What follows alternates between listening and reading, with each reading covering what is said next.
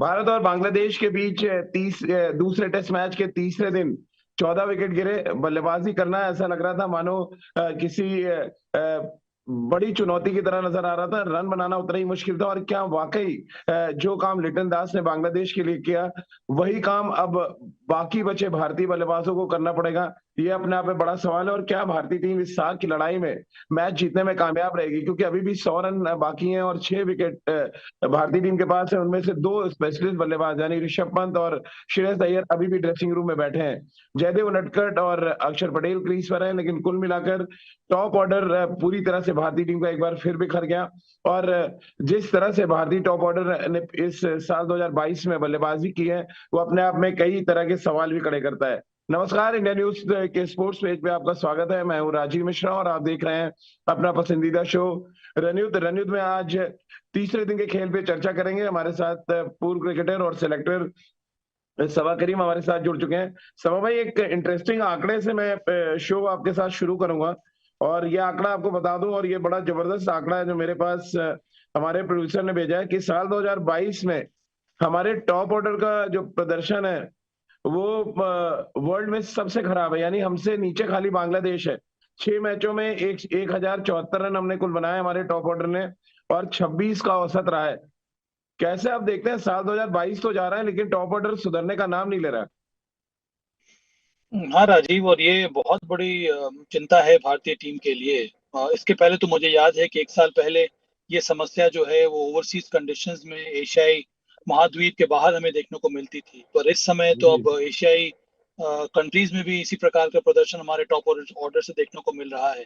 और ये पहली बार नहीं है, या फिर कई बार हमें देखने को मिला है कि लोअर मिडिल ऑर्डर या फिर कई बार टेलेंडर्स की मदद से ही भारत ने कुछ हद तक स्कोर बनाए हैं, या फिर उसी वजह से भारत टेस्ट मैचेस जीत पाया है।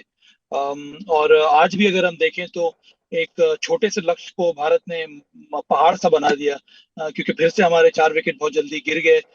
जो आक्रामक रवैया हमें अपनाना चाहिए था, जो इख्तियार करना चाहिए था, वो हम लोगों ने किया नहीं।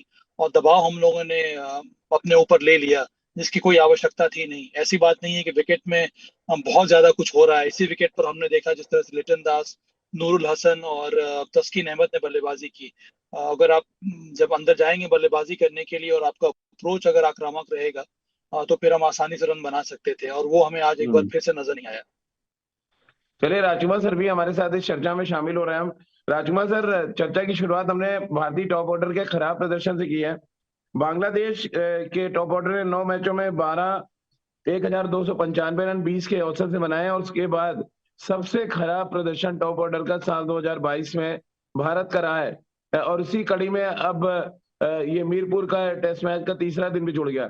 कैसे आप देखते हैं के राहुल, विराट कोहली, चेतेश्वर पुजारा, शुभमन गिल, और इसमें और भी रोहित शर्मा का नाम भी आप ऐड कर सकते हैं। क्या रीजन आप देख पा रहे हैं साल 2022 में टॉप ऑर्डर पूरी तरह से फेल रहा है जो? नहीं, राजीव, बहुत अनफॉर्चुनेट है जिस तरह से भारतीय बल्लेबाज आज आउट हुए हैं। और मुझे लगता है कि काफी लैक ऑफ एप्लीकेशन था आज। जिस तरह से मेहंदी ने वो आउट किया है भारतीय बल्लेबाजों को, तो मुझे लगता है कि शायद और पॉजिटिव ढंग से खेला जा सकता था। और जैसा अभी सभा ने भी कहा कि विकेट में ऐसा कुछ नहीं था कि जो बिल्कुल ऐसा रैंक टर्नर हो या बहुत मुश्किल हो वहां पर खेलना। लेकिन मैं कहूँगा बहुत अनफॉर्चुनेट रहा कि आज भारत ने अपने 4 विकेट खो दिए हैं और भारत इस स्थिति में है। और जैसे कि आपने बताया कि ये सेकंड, मतलब भारत दूसरे नंबर पर है सबसे खराब प्रदर्शन में।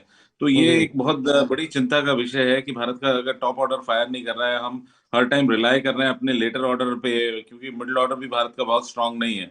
तो कहीं ना कहीं हम तलाश रहे हैं कि हम नंबर 7 8 9 नंबर पर हमारे जो ऑलराउंडर्स खेले हम उन वो हमें सपोर्ट करें। तो ये एक अच्छी न्यूज नहीं है भारतीय क्रिकेट के लिए। तो भाई, आज जिस तरह से विकेट गिरे भारतीय टीम के, ऐसा लग रहा है कोई हाथ से स्पिन को पकड़ नहीं पा रहा है। वो सिर्फ बॉल पिच करने का इंतजार कर रहे हैं और उसके बाद खेल रहे हैं। क्या ये एक बड़ा रीजन आप देख रहे हैं हाथ से बॉल पिक? हमने कल भी आपसे चर्चा की थी, राजकुमार सर से भी बात की थी कि आप बॉल को अंडर कट कर रहे हैं, आप सीम पे गिरा रहे हैं। ये तो आपको हाथ से देखना पड़ेगा, जो भारतीय बल्लेबाज नहीं कर रहे हैं। और नतीजा ये हो रहा है कि आप लाइन मिस कर रहे हैं। और जिस तरह से मेहंदी ने 2 अगर स्टंप करवा दिए बल्लेबाजों को, ये दर्शाता है कि आप हाथ से बॉल को पकड़ ही नहीं रहे हैं। क्या ये जरूरत से ज्यादा वाइड बॉल खेलने का नतीजा है कि आप लूप और लूप के साथ फ्लाइट को नहीं समझ पा रहे हैं? क्योंकि ओडीआई और टी20 में बहुत तेज गेंदबाजी होती है, आप धीमा खेलते हैं, बॉल को टाइम दे रहे हैं हवा में, जिसकी वजह से भारतीय बल्लेबाज स्ट्रगल कर रहे हैं। हाँ राजीव, ये एक फैक्टर हो सकता है, क्योंकि बहुत बार बहुत ज्यादा वाइड बॉल क्रिकेट खेलने की वजह से ये जो बारीकियां होती हैं, जो बल्लेबाजी में जरूरत होती है टेस्ट क्रिकेट में, वो कई बार आप भूल जाते हैं। तो जो बेसिक जिसको हम लोग कहते हैं, और बेसिक यही बताता है हमें कि स्पिनर्स को खेलने के लिए बहुत जरूरी है कि जैसे ही बॉल हाथ से छूटे वहां से आपको मालूम हो जाना चाहिए। कई बार आपको एक्शन से पता करना होता है, कई बार सीन पोजीशन से आपको कई पता करना होता है, कई बार आपको शाइन किस तरफ है उससे मालूम करना होता है। स्पिनर्स के विरुद्ध आपको ये देखना होता है कौन सी बॉल की सीम पोजीशन फर्स्ट स्लिप की तरफ है, कौन सी बॉल की सीम पोजीशन लेग स्लिप की तरफ है, कौन टॉप स्पिन करना है, कौन अंडर कट कर रहा है, जैसे कि आपने बताया। इन सब चीजों का ध्यान देना होता है। और विशेष करके अगर आपके पास लेफ्ट आर्म स्पिनर्स हैं जिनकी नॉर्मल डिलीवरी गिरने के बाद विद द आर्म अंदर आती है, उसके लिए ये भी जरूरी है कि आप सही तकनीक दिखलाएं बल्लेबाजी करते हुए। वो कई बार देखने को मिला नहीं है।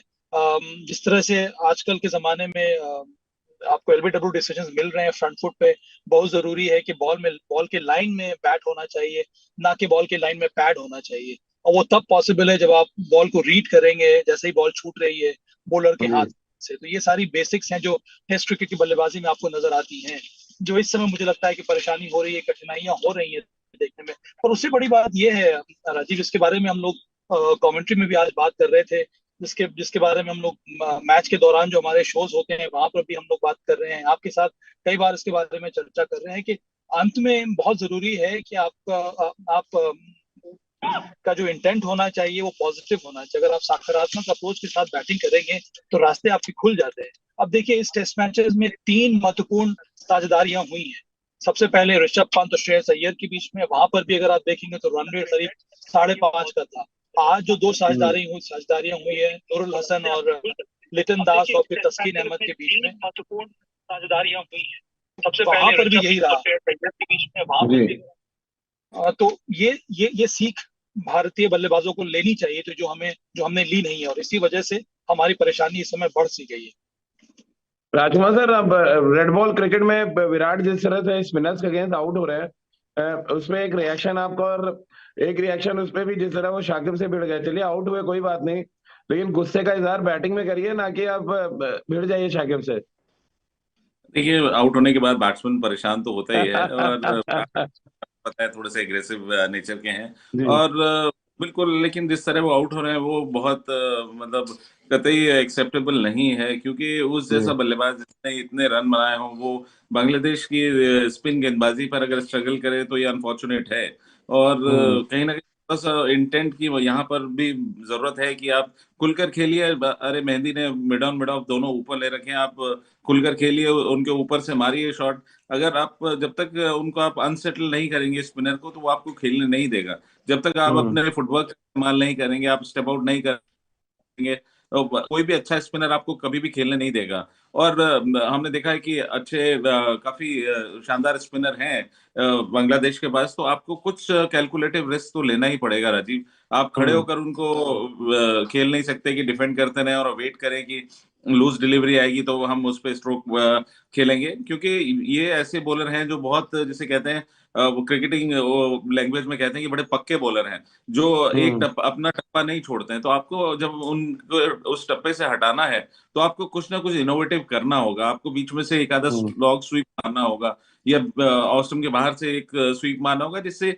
बॉलर को रहे कि ऐसा भी हो सकता है। अभी जब आप ऐसा नहीं कर रहे हैं, आप 100% उसकी बॉलों पे वो उसको इज्जत दे रहे हैं, तो वो और ज्यादा आपके अगेंस्ट एक्सपेरिमेंट करता है, और उसी का नतीजा है कि आप बॉक डाउन हो जाते हैं, और आप एक अच्छा बॉल आता है और बैट्समैन आउट हो जाता है। तो कहीं ना कहीं जरूरत है कि एक पॉजिटिव इंटेंट के साथ और थोड़ा सा कैलकुलेटिव रिस्क लेकर खेलने की बांग्लादेश के स्पिनर्स के खिलाफ।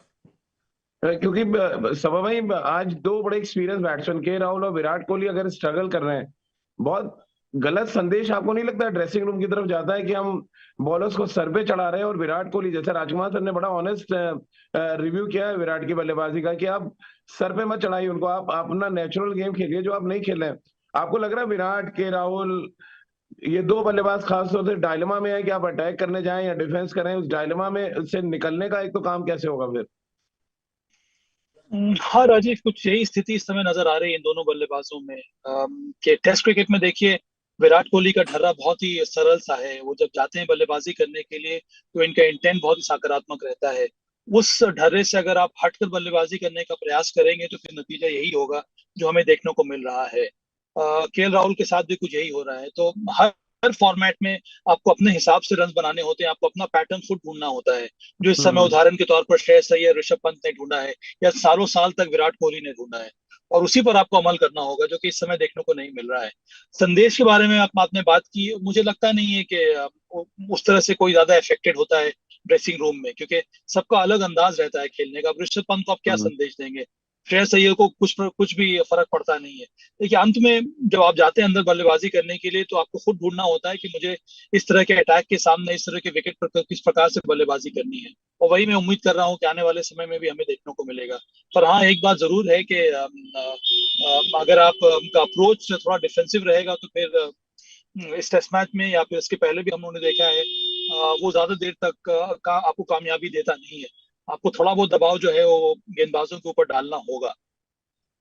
लेकिन दबाव डाल नहीं पा रहे, खासतौर से के राहुल जिस तरह से बैटिंग कर रहे हैं। आपको याद होगा पहले मैच में भी या इवन दूसरी इनिंग में भी बात हम कर रहे हैं, 4 इनिंग्स के राहुल ने खेल ली है। कैसे एक्सेस कर रहे हैं? तो ओपनिंग बैट्समैन अगर आप शुरुआती 8-10 ओवर में आउट हो रहे हैं बार बार, कैसे आप देखते हैं सबब है? ये तो बड़ा परेशानी का सबब है। और 140 का स्कोर 440 लगने लगा आज के मैच में तो। अब देखिए राजीव, यहाँ से कैसे निकलेंगे, क्या करना होगा, ये तो बड़ा इटर्नल क्वेश्चन है और हर खिलाड़ी के दिमाग में ये बात चली जाती है। और हर एक हम्म। प्लेयर के करियर में इस तरह का समय आता है। यहाँ से निकलने के लिए और कोई उपाय नहीं है। आपको मेहनत करनी होगी, अपने गेम प्लान्स बनाने होंगे और उसी पर आपको आगे बढ़ना होगा। और इस तरह का फेज आता है। ये भी है कि कई बार खिलाड़ियों को ये मान मान सभा लेना होता है कि भाई ये भाई, चल रहा है। सभा भाई, मैं जड्डू भाई का एनालिसिस सुन रहा था कल शाम को।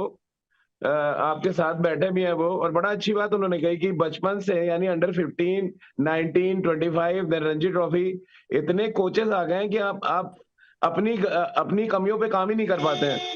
और शायद सेल्फ जो एक रियलाइजेशन है वो खत्म हो गया बल्लेबाजों के लिए। क्या ये एक बड़ी वजह आप मान रहे हैं? इतने ढेर सारे पहले के बल्लेबाज थे जो खुद अपना रास्ता ढूंढते थे। इवन आपकी बात कर लें, आज के दौर में कंफ्यूजन ज्यादा क्रिएट हो रहे हैं ढेर सारे कोचेस होने की वजह से। अगर आप बहुत सारे लोगों से बात करेंगे तो कंफ्यूजन पैदा होगा राजीव। जी। अंतर्राष्ट्रीय स्तर पर अगर आप कुछ समय से खेल रहे हैं तो हर एक सोल्यूशन, हर एक प्रॉब्लम का सोल्यूशन आपको खुद ढूंढना होगा। और कई सारे महान बल्लेबाजों ने यही किया है, चाहे वो सचिन तेंदुलकर हो, चाहे वो रिकी पॉन्टिंग हो। देखिए, जो भी हम्म। सपोर्ट आपको मिलता है, चाहे वो कोच का हो या सपोर्ट स्टाफ का हो या परफॉर्मेंस एनालिस्ट का हो, वो सिर्फ आपको मदद कर सकता है। अंत में आपको खुद मालूम होना चाहिए कि मेरे लिए क्या सही सोल्यूशन है, उसी पर आपको मेहनत करनी होगी। और जितना जल्दी आप इसको सीख लेंगे, उसी में आपकी भलाई है। तो कई बार कई सारे अगर आप एडवाइस बहुत सारे लोगों से लेने लेने लगते हैं तो फिर जो क्लैरिटी ऑफ माइंड के बारे में हम बात कर रहे हैं वो गायब सा हो जाता है। और फिर आप बहुत ही हम्म। कंफ्यूज स्टेट ऑफ माइंड में जाते हैं अंदर बल्लेबाजी करने के लिए। केएल राहुल के साथ मुझे लग रहा है कुछ वही हो रहा है। जो उनका फुटवर्क है, थोड़ा बहुत टेंटेटिव मुझे लगता है, थोड़ा हेसिटेट कर रहे हैं, मारे या ना मारे। स्पिनर्स को ठीक तरह से रीड नहीं कर पा रहे हैं। वो इस समय प्रयास कर रहे हैं ऑफ द विकेट खेलने के लिए। अब उस स्तर पर ऑफ द विकेट खेलना बहुत मुश्किल है, वो भी ऐसे विकेट पे जहाँ पे जी। घुमाव मिल रहा है, या फिर उस विकेट में जहाँ ज्यादा बाइट है। तो इन सब चीजों से उभरना बहुत कठिन है यहाँ पर बल्लेबाजों के लिए, विशेष करके केएल राहुल के लिए भी। उसके साथ साथ मुझे लगता है कि ये जो कप्तानी जब से मिली है, दबाव कुछ ज्यादा ही बढ़ गया है केएल राहुल के ऊपर। वो जो मतलब खुलकर एक और वाइस बल्लेबाजी की हम कैप्टन लोग की बात बलि करते चढ़ने हैं। वाली है ऑस्ट्रेलिया सीरीज में। और आने वाले समय में 4 टेस्ट मैचेस होने वाले हैं होम सीरीज में। इसका मतलब ये भी है कि ऑस्ट्रेलिया इस बार ज्यादा स्पिनर्स के साथ मैदान में उतरेगा, तो उसके बारे में भी हमें सोचना होगा। चलिए खैर, वो तो बात की बात है। इस समय तो हमें ध्यान देना है कल हमें किस तरह से बैटिंग करनी है। जी। और मैच जीतना ये बहुत जरूरी है। राजकुमार सर, मेरे पास एक और इंटरेस्टिंग आंकड़ा है। साल 2022 में सबसे ज्यादा सिंगल डिजिट में के राहुल आउट हुए और सेकंड नंबर पे विराट। के राहुल 12 बार और विराट 11 बार। बड़ा अजीब सा आंकड़ा है राजीव। ये बहुत बड़ा बात है कि ये आपने कहाँ से ढूंढ के निकाला है, लेकिन ये बहुत अनफॉर्चुनेट है। और जहाँ तक बात आप कर रहे हैं कि बहुत सारे कोचेस की, तो मुझे याद आता है राजीव, जब शुरू शुरू में विराट इंडियन टीम में आए थे तो वो मुझे आकर बताते थे कि सर उन्होंने मुझे ये कहा, मतलब फॉर्मर क्रिकेटर्स के बारे में उन्होंने मुझे ये हम्म, समझाया। फिर अगले मैच में दूसरे ग्रेड्स के बारे में भी बात करते थे, तो मैं उनको हमेशा यही कहता था कि वो लोग आपके वेल विशर हैं और वो चाहते हैं कि आप अच्छा करें, इसीलिए वो आपको हम्म, समझा रहे हैं। लेकिन ये जरूरी नहीं कि वो जो कह रहे हैं वो आपको सूट करता होगा। तो एग्जैक्टली आपको जी। उनकी बात सुननी है, उनको बिल्कुल आदर सत्कार देना है कि आपने मुझे वो समझाया, मुझे गाइड किया। लेकिन जरूरी नहीं कि जो वो कह रहे हैं कि वो आपको सूट करता हो, क्योंकि हर एक जी। प्लेयर का अलग अपना स्टाइल होता है, अपना गेम होता है। मैंने कहा वो क्योंकि आपके वेल विशर हैं, वो चाहते हैं आप अच्छा करें, इसलिए वो आपको अपना समझ के समझा रहे हैं। लेकिन जरूरी नहीं कि आप सब चीजें एक्सेप्ट करें। आप करके देखिए, जो आपको सूट करता है उसमें से उनको लीजिए और वो आपको हेल्प करेगा। तो कहीं ना कहीं आप बिल्कुल ठीक बात है कि अगर बहुत ज्यादा कोचिंग होती है, बहुत ज्यादा अगर कहा जाता है, तो मतलब टू मच ऑफ कोचिंग भी कई बार बहुत परेशान कर देती है। और हम्म, हम कोचेस की आदत भी होती है कि अगर आप कोई भी आए तो आप अननेसेसरी, जरूरत ना भी हो तब भी उसको कोचिंग करने लगते हैं कि नहीं, ये दिखाने के लिए कि हाँ मैं कोच हूँ, तो वो उसको कोचिंग करने लगते हैं। ये हर कोच की एक मेंटालिटी है कि अगर मेरे पास कोई आया है तो मैं उसमें बताऊं कि आप ये शायद गलती कर रहे हैं और हम्म। ये करेंगे तो आपको बेहतर होगा, जस्ट टू प्रूव कि मैं एक अच्छा कोच हूँ। तो देखिए, अब सिंस ये तो प्रोफेशनल क्रिकेटर्स हैं, इतना ज्यादा नहीं सुनते होंगे और ना ही सुनने की जरूरत है।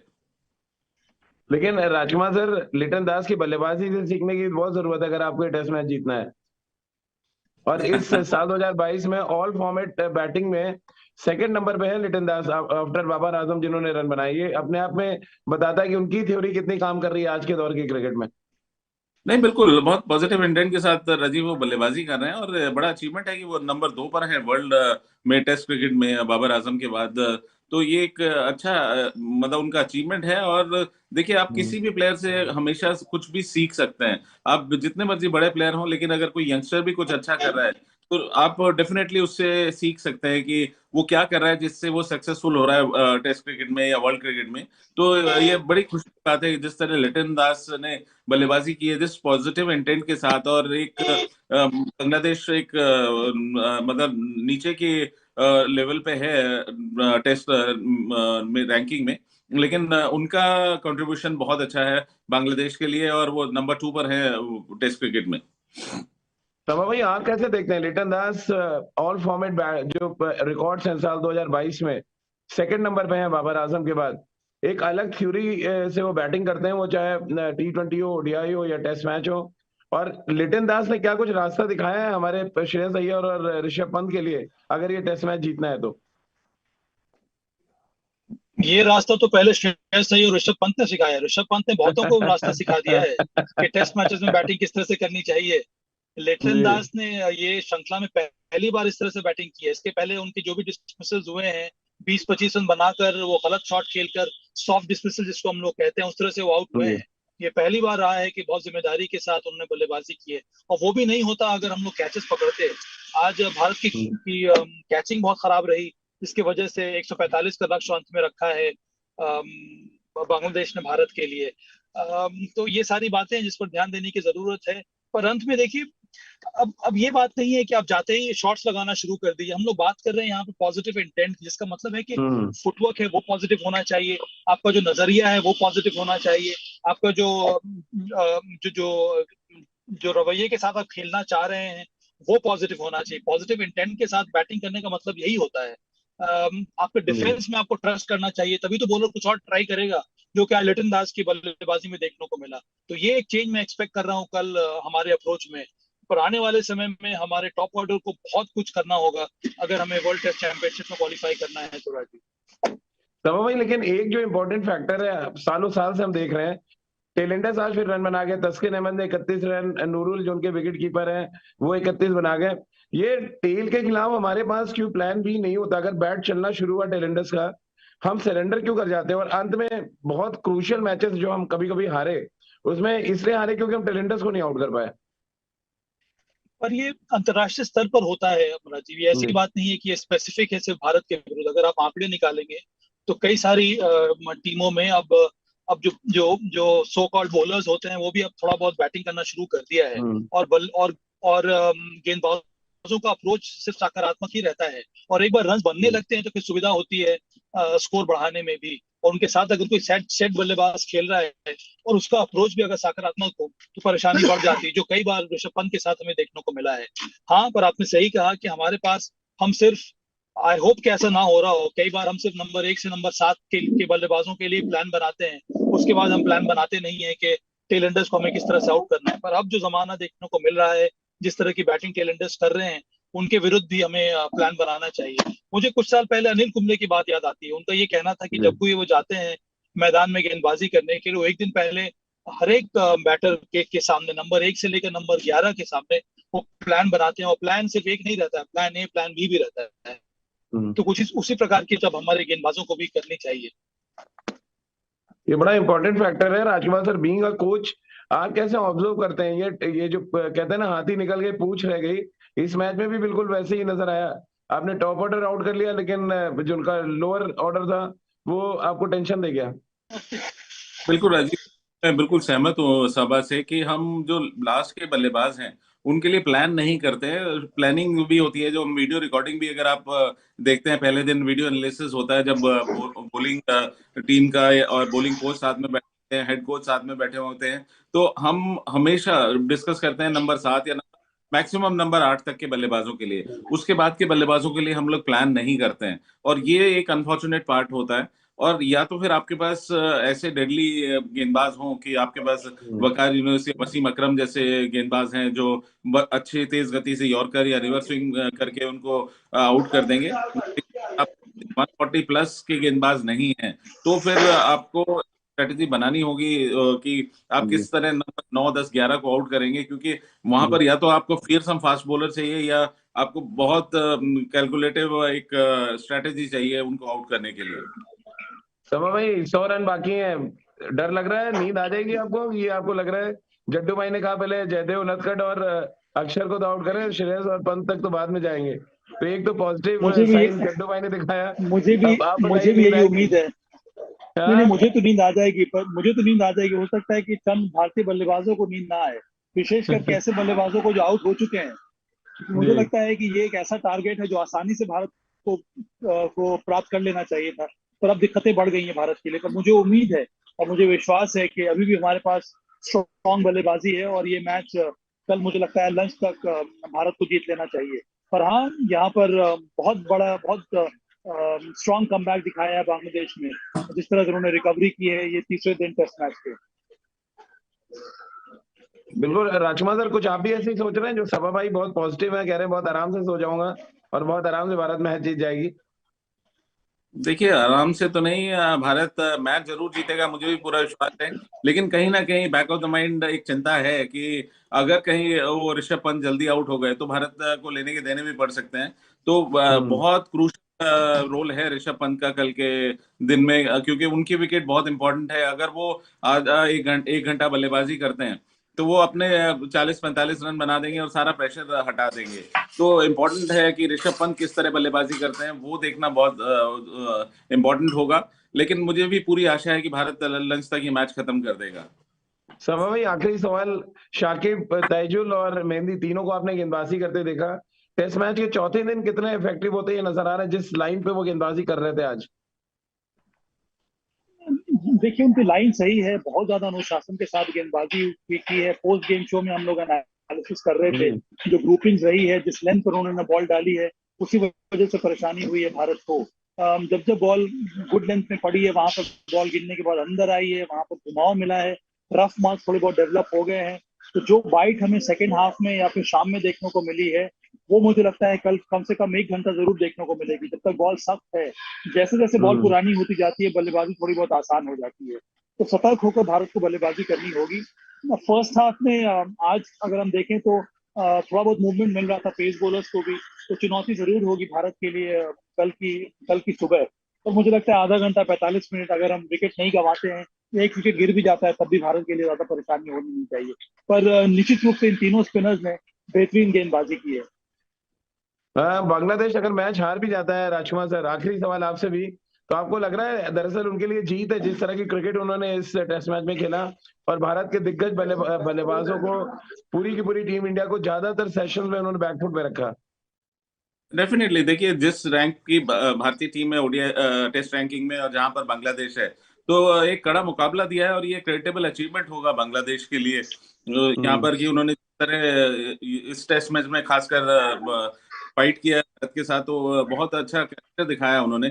और कहीं ना कहीं भारत जो मुझे लगा कॉम्प्लेसेंट भारतीय बल्लेबाजी दिखी कि उन्होंने बहुत इजी लिया है कि 144 रन को 145 रन को तो एक सबक दिया भारतीय टीम को कि आप किसी भी टीम को हल्के में नहीं ले सकते, या किसी मैच खत्म नहीं हो जाता हल्के में नहीं ले सकते।